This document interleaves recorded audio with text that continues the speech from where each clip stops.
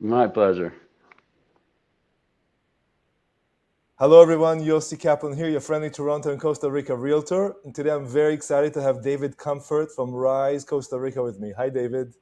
How are you doing, Yossi? I'm doing really well. I was very excited to discover Rise, Costa Rica, and then discover your name. And it looks like a very unique place and unique opportunity. And you seem to be a very unique person. So I would love to hear a bit about yourself and Rise, and then we'll take it from there.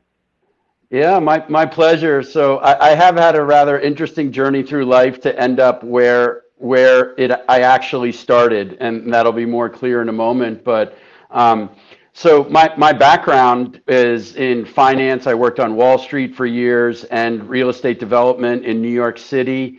And so I often get asked the question, like, how in the world did you end up in Costa Rica in a beautiful mountain valley creating a family focused community? And it was an incredible journey, and it really started for me with this realization that I received through a life coach that I engaged, that real fulfillment in my life would not come from accumulation, which is how I was defining success and happiness, was through accumulation of things and goals in that, focused in that area, and really around service to others. And so once that reframe happened, it was, well, how can I leverage my finance background and real estate development background to be of the utmost service to others? And right around that time, we became pregnant with our child, Kira.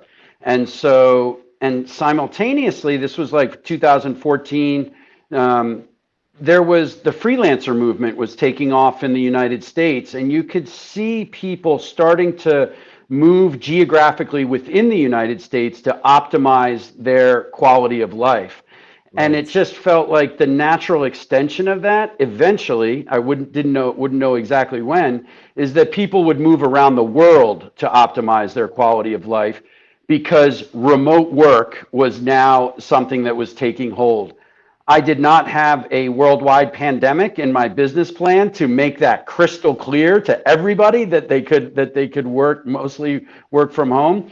But that was just the little nudge that so many families needed, to take action in their lives to optimize the experience they want.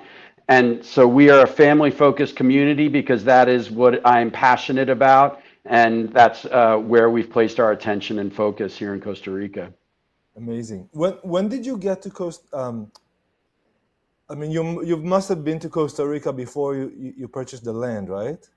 So, yeah, I mean, I had a checklist of things that I wanted a country where we were going to do this project to check off. And those were accessibility to the United States, similar time zone, great climate, in terms of warm weather, abundant water, political stability, currency stability, low cost of construction, safe, secure.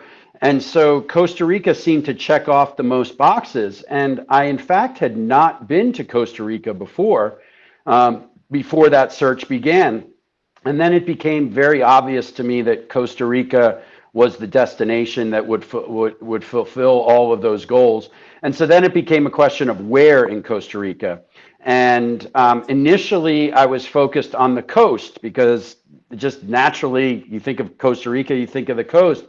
But after a year, I realized that the coast is not the place for our project. I prefer cooler temperatures, Right. less humidity, less bugs, access to an urban center to support family living, abundant water. And there are areas of Costa Rica that have water issues, that they don't have enough water.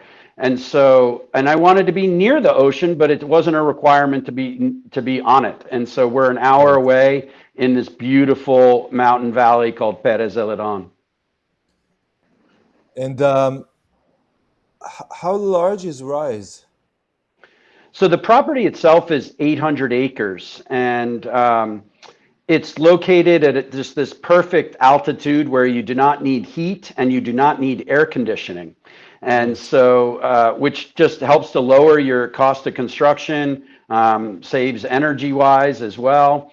And it's with that much land, that much we can really do whatever we want. And it was an ambitious vision to create a school, a retreat center, a co-working studio, residences, an organic farm, and to get all of that on one property that doesn't feel congested. Right. Having this amount of land makes it really nice. Yeah.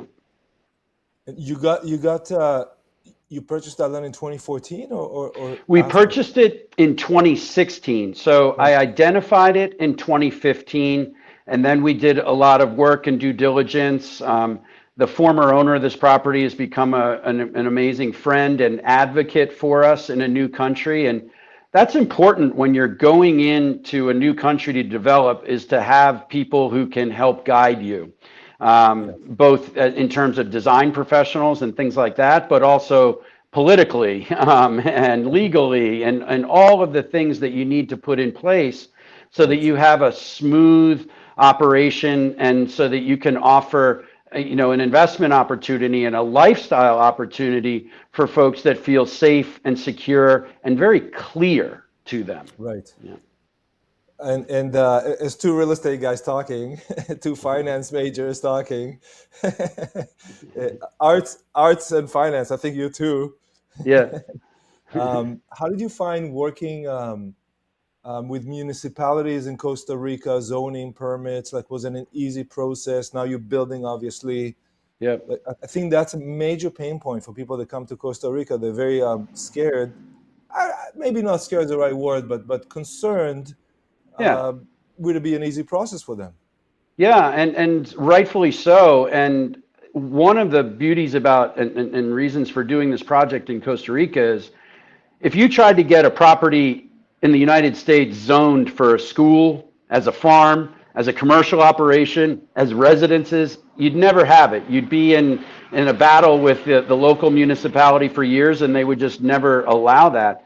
So this was an opportunity for us to have a property that where you could do all of those things. And I've found working with the local municipality very easeful. One of the things that we like to do is instead of letting them find out about what we're doing, we invite them out and show them what we're doing and get their blessing ahead of time. And Very good. maybe they want to, hey, could you include this or could you do that? And I find that just transparent communication, upfront communication helps to reduce missed expectations. And I find that not only in the development, but also in our like sales process, we are just very clear about what our principles and values are, who we're looking to attract, so that people don't end up at a place where they don't feel the sense of belonging that Right. we're inviting people to have. And so we thought about that and took quite a few years, to plan and put these things in place.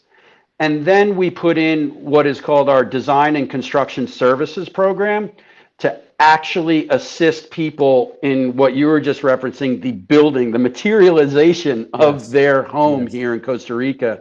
And Yes. yeah, that's been a real huge success, that program. Thank you. One of the things, David, that I've noticed first is you build your community space and the school first. Mhm. If I'm right, I mean, I'm just looking at the website. Tell me the Well, process of like it's a chicken and the egg. What do you start with yeah. to create this thing? I'm very curious about that. So actually, the very first thing we did was agriculture. Like we planted, and so that was the first steps that we took. And then we created the retreat center. So at that time, this was pre-COVID. I was envisioning that people would like sort of the outside world to come to them. And so having a retreat center where cutting edge knowledge and wisdom and excitement is coming right to your doorstep would be a real value add for the community. And so we started that about 5 years ago. We've been running that retreat center. Then we started the school because the school is the heartbeat of the community. Right. as a family focused community, like at least for me, the first thing is like our kids, right? We need to Right. make sure that our kids are on a path and have an environment that we love for them. And so that's why it was important to start the school first so people could come here, visit, put their kids in the school for a week, see how that feels to them, and then start to dream even bigger about living here. So we did that, and then now we did that within existing structures that already were on the property. And now we have just started the construction of the new school literally 2 weeks ago, while the children are in their provisional school on the property. But I joke about it being a provisional school because it is this epic location that overlooks the mountains. It's got a greenhouse right next to it and goats like right on the other side. It's like an amazing school, Waldorf school for our children. That's amazing. My daughter, which is around the same age as your daughter, maybe a year apart, not even, went to a similar Waldorf school in San Juan del Sur in Nicaragua. It was Hmm. a wonderful school on a farm that someone with a vision built, and it was absolutely wonderful. Um, but for those who don't know, maybe a couple words of what is a Waldorf school and how it's different than like the school you and I went to. Yeah, well, actually, I went to a Waldorf school in the There you go. 1970s. So, Okay. and I went to traditional school as well. So, my father discovered Waldorf education in the 70s when he was working in real estate in New York City. And he Uh-huh. got so inspired by it that he left his career in real estate and became a Waldorf teacher. And at that time, there were hardly any Waldorf schools in the country. And so we actually had to move from New York to like in the countryside of Pennsylvania to attend Kimberton Waldorf School because my dad was teaching there. And Beautiful. so that began my educational journey with Waldorf. And, you know, at the time, you're just a kid. You don't know that it's different from anything else. But now I know how different that educational model is and how beneficial it is for young children. And what Waldorf emphasizes is really educating the whole body. So Right. not only the intellect and the mental, but the emotional, the physical, that's on the spiritual side. And they really emphasize creative play, especially in those younger years. And so what they often talk about is we don't just teach skills, we grow capacity. And I cite that a lot because that is exactly what I felt like as I entered the adult world. Children have this limitless capacity when they're born, and you can see that in their play at age 2, 3, 4. And so the idea is to not stifle or smother that into one area, but allow that to flourish and nourish it so that when they enter adulthood, literally everything is on the table for them. What direction do they want to go? Do they want to do multiple types of things and adapt in their life? I went from finance to real estate development to Rise. I also have a kombucha business here in Costa Rica, and so I feel like that the flexibility to pursue really anything you want in life for me came from that founding education in the Waldorf system. And so we are recreating that, and there's a deep connection that educational model has to nature, to Yes. outdoor play, highly limiting device use, and I just found that to be really beneficial for my child and those that she plays around with. Very good. Thank you. What, let's take that and move towards the idea of. I want to ask you a bit about, except for the 800 acres, the size of Rise. Like, where do you see Rise going in terms of population, in terms of structures? Yeah. Just like a high level. This is the residential, commercial business, what people do there. Like maybe a bit Hmm. of that. So the first phase has roughly 55 lots. There is a second phase that sort of connects to it that is another 40 This lots. is first phase here that That's that I'm showing. correct. That's the Yeah. first phase right there. We're about close to half sold out, and so near there, there's also obviously the school is integrated into that phase one area down there, and also the commercial area. So Right. one of the things that is exciting for me is the co-working studio. So I see that as like the school for adults, right? And so Right. one of our core values in our community is around entrepreneurship. Like I don't like to live in lack. I like to create an environment of prosperity and flourishing so that we can all do the things that feel good to us, in our lives. And so I happen to enjoy being around other entrepreneurs and creatives and just action focused people. It's really enjoyable for me. So the co-working studio for me is an important component. And it's actually in an area of that it's already exists here, the stables. We're going to be repurposing that. And what this really feels like to me is a business incubator. There's so much opportunity in this valley if you want to try something new and different that's even outside of what you've been doing all your life. And I use the kombucha business as an example. I knew nothing about the beverage industry, like nothing. I just knew that I like to drink kombucha. And so we started that business here in Costa Rica a few years ago. It's turned into a multi-million-dollar business. We are soon to be exporting to the United States. It's nationwide here. And I feel like the competitive landscape invites that because it's not like it is, at least in the United States, where everything is so hyper competitive. You got to get like 9 out of 10 things right to Yeah. succeed, and Yeah. here maybe you got to get 4 out of 10. And so I feel like that invites us to take chances. It invites us to try something new. And when you don't have the drumbeat of a high cost of living constantly going on in the background, you can do that without feeling like you're putting your family at risk. And Hmm. so that to me is one of the things that moving here offers. I talk about it being like the highest leverage move you can make for your lifestyle. Like you can look at your budget and think, oh, I'm going to cut a little bit here, cut a little bit there. But if you move to a place and your cost of living goes down by 65%, like that one move makes every other decision a whole lot easier because you've just knocked out like one of the biggest sources of, for a lot of people, potential stress in their life. Now you can decide whether you want to work less or travel more or spend more time with your family. Like these are all choices that you get by making a high leverage move. And I know in our businesses, like we're always looking for that. What's the one move that cancels out the 20 other moves that I need to make? And so Yeah. this is, to me, moving to Costa Rica was that move for us and the families that have been here. Very good. That's a great view.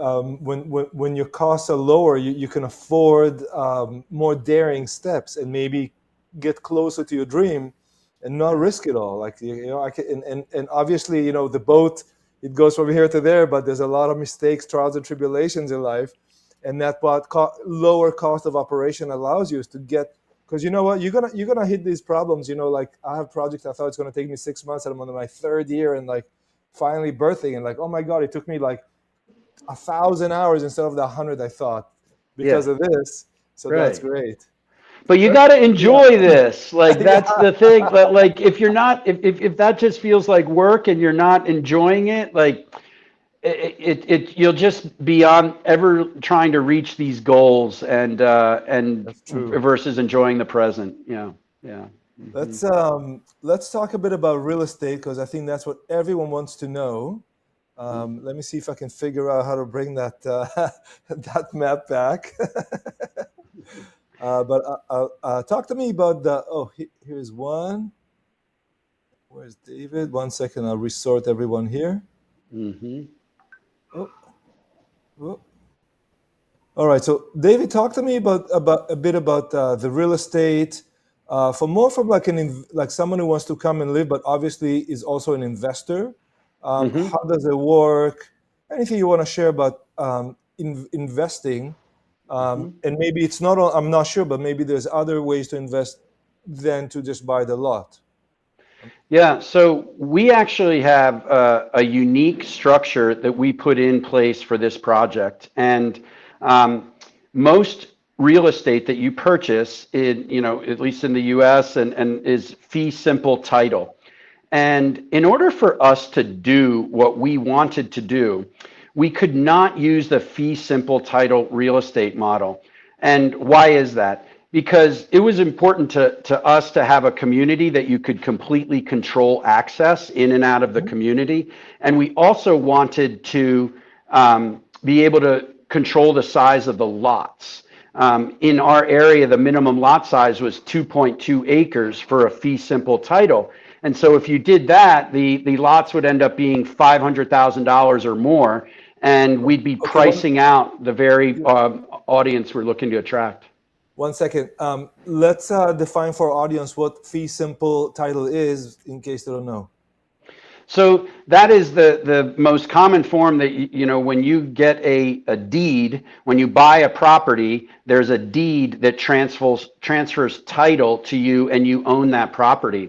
What we have done here is done what's called a long-term land lease. So there are 99-year land leases that automatically renew after 99 years in perpetuity without having to pay more. So it walks, talks, and acts like you fee simple ownership where you own the land, but really what you're doing is you are leasing the land forever.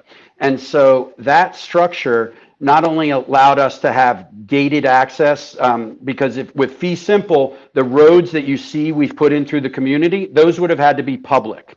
And we wanted those roads to be private.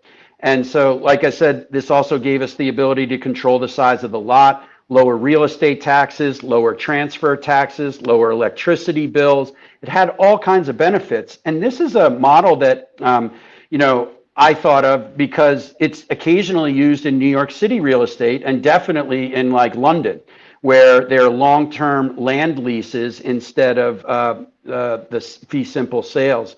So it was something that we explored and found all these advantages to it and had our legal team pursue it. And so that's the model that we use for our community.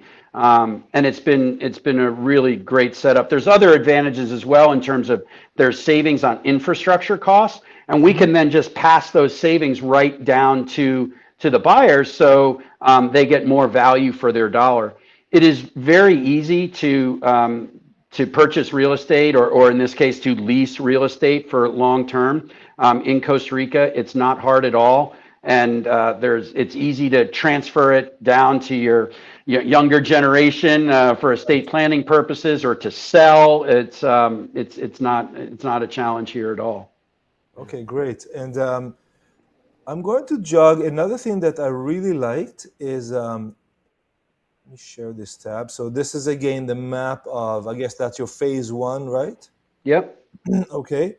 And how many more or less lots are in phase one?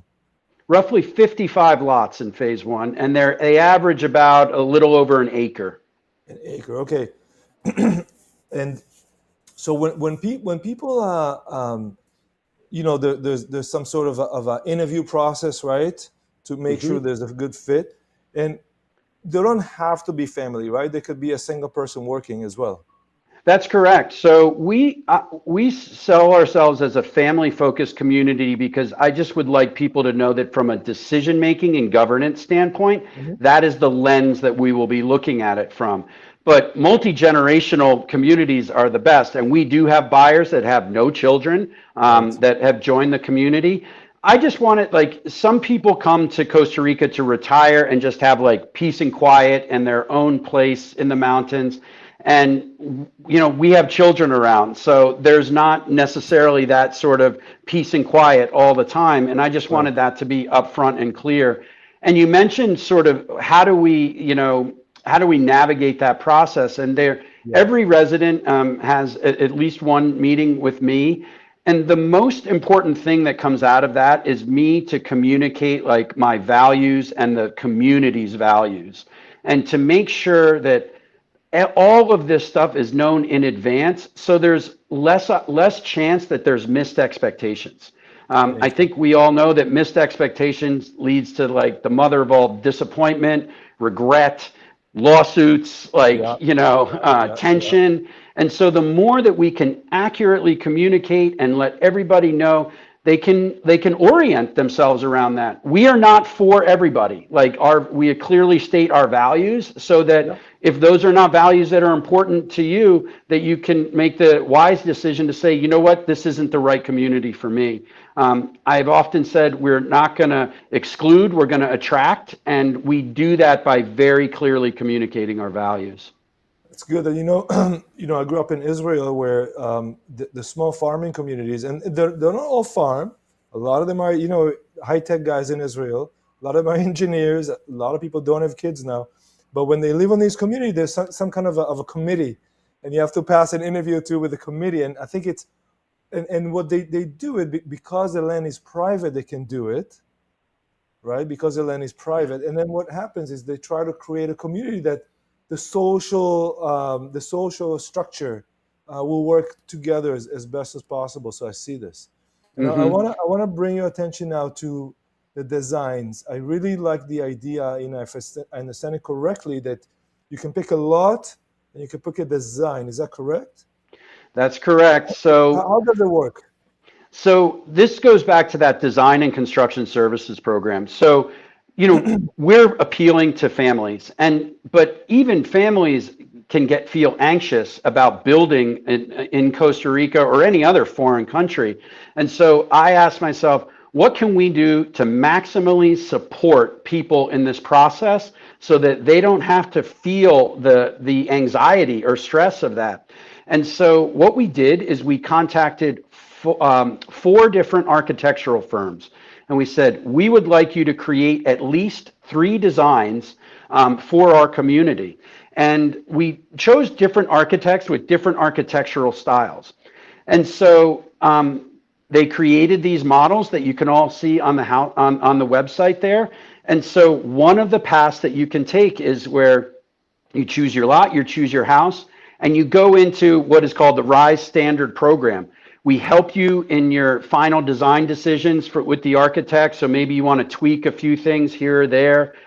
We help you get the bids or the contractors. We coordinate and oversee the construction. We have interior design packages that we share. And basically to take all of that decision making and make it much easier for people, and to give them guidance and insight that will make that process smooth, because we have families, we have Right, obligations, we have work. Like, to manage right, that process from afar is tough. And this was a big this was a big undertaking on our side. Like, no, as far as I know, nobody else is doing this in Costa Rica. We spent months. It may sound like this is a simple support program, but it's not. And so, putting all the resources in place to guide people. We now have 11 homes and this just started a couple months ago, that are in this process with our team, and it's going so smoothly. It's amazing. I actually have a residence call in 30 minutes, and every time I'm on that call with all our residents, I say, anyone have anything to share about, like, challenges or unexpected things that are happening in their process, so everyone can be aware. And so far they've just been like, it's so smooth, I can't believe it, it's been amazing. And so I really love the designs on there. And maybe somebody says, I want to do their own custom home. We have that in our program as well. So there's 3 different service levels. There's basic, where somebody does all the design and construction themselves on their own. Then our standard service, which we just talked through, and then the custom service is where we help them through every little step of the process, including finding their own architect that is not one of ours. Like, let's say they don't want to use one of our architects, they want to use somebody else. So that's how we help people in the process. that's very good. There's one other place in Costa Rica is doing this, and that's a couple of projects I'm working on. Oh, great. Great minds things alike. But I'll tell you, I'm working on some lots, selling some lots in Playa Lagarto, which is just outside Tamarindo. And Hmm. I've actually put a call for proposals for architects and designers to give me sketches for houses, because when we sell the land, I know how difficult it is coming from construction background, real estate background. I got the background in finance. It's mind boggling, even for someone like me who's been in it for 20 plus years. So the idea is to get some designs, and then someone can say, okay, I'm just want to buy a package deal. Right. And they can Package deal. visualize it. David, They can see here's it. 300 or 400 or $500,000. What can I get for this? I just want to show up. Give me the keys. Is that possible? More or less to do. Yeah, so let's talk about, a lot of people ask about construction costs. And one of the reasons Right. that I mentioned earlier that we chose this area was there's a concrete facility 20 minutes away from our property here. That's Uh-huh. huge because Right. part of the reason that the cost of construction is so much on the coast is getting all the materials out there. But when Right. you're relatively near an urban center, even though when you're here, you'd have no idea that you're that close to an urban center. Like Right. you can build for a lower cost per square foot. So right now we're guiding people to like $100 to $110 per square foot. Yep. But we've had a house come in at $90 per square foot. There's almost a 3,000 square foot house for $250,000. So, depending on your With design USD. choices and finishes, you can do that. Right. And we should say the currency is US dollar that we mentioned. Like I'm quoting it in US dollars. Obviously, the currency here is colones. And ironically, like the colon has gotten super strong versus the dollar over the last year, which it's great for Local. the local population here. It's not as good for hospitality because they get paid in U.S. dollars and and they have to pay expenses in colones. But yeah, that's still, those prices still hold up in this exchange rate environment. David, thank you, David. When when somebody's buy a house, I know from my perspective and the people I work with, when they look for land, they look for houses. As Yossi, find me a house in Costa Rica, find me land in Costa Rica. Most of them just want a complete hands-off solution. They just don't have the time or the knowledge or the Spanish or the legal. It's just too much.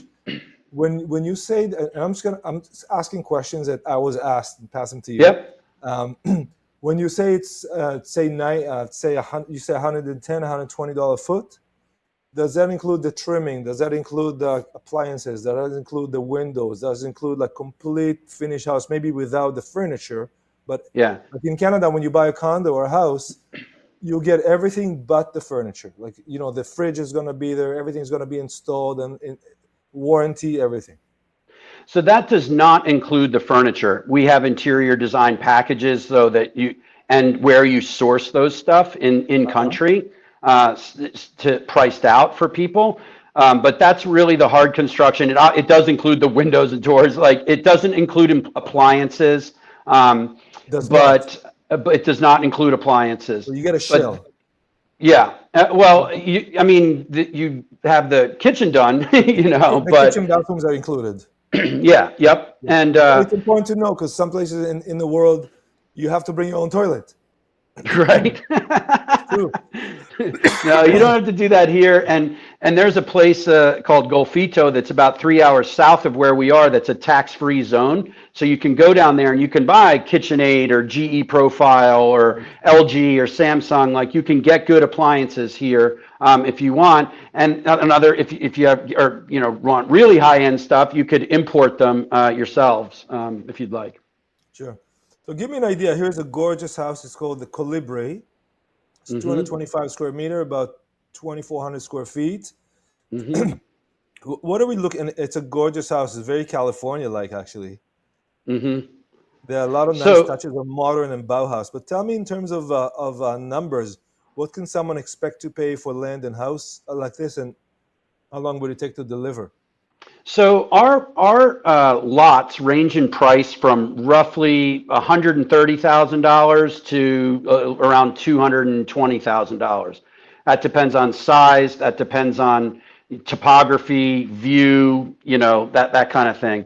And then, so for this house, you would expect to have that for under $300,000, completely done. And With the so land, yeah, no, no, no, no, on the construction. the So in house. my mind, like what I was targeting is like, can we get people into houses for 350 to $500,000 all in, land and house? Yes. depending on which lot. That was sort of the demographic that I had in mind. Now, can you do it for less than 350? Yes. Can you do it for more than 500? For sure. Always. But that was the lens when I was even pricing lots. I was thinking, okay, if this lot has steeper terrain and might be slightly more on the cost of construction, maybe 10%, let's get that lot price lower. So in my mind, like I had this, 350 to $500,000 number in mind of what people would want to spend to move here. Very good. Um, can people rent their houses out? They can, but they cannot Airbnb. And so we have a 1 month minimum rental period, and that's so that we make sure that we're a permanent community mostly. The people that are buying houses here are moving here permanently. And so we didn't want like transient traffic coming through the community because and that goes back to making decisions around family. The kids are walking to school. The idea here is for them to be outside and as much as they want. And so it was to make the community as safe as it can be. Thank We you. are in an amazingly safe location, one in Costa Rica, and then two even within Costa Rica. There's some petty theft that goes on the coast, and I've had my iPad and iPhone returned to me, my iPhone twice when it fell on the street, and I mean that's like a couple months' salary for some people that live here, and so it's a really safe area to be in, and so that's why we wanted a community that is open to people of different financial profiles, meaning maybe they can't afford to buy, but they'd love to rent. And so we'd love the long-term renters as part of the community, but having a week here or 2 days there, something like that, is not as ideal. Very good. David, my next call is here. Came a little Okay, early. all So right. we'll wrap it up with this. Thank you so much. Really, I love the design. I have so many more questions. But for now, I think you really piqued my interest and my appetite. So I want to Awesome. thank you very much for your time today and for your dedication. And I think it's an unbelievable. This is the future of living for humans. I really do believe that. I believe that So as well. And I wish thank you you all so much. I wish you all the best, and I have a feeling we'll be speaking again. Fantastic, Yossi. Have a wonderful day.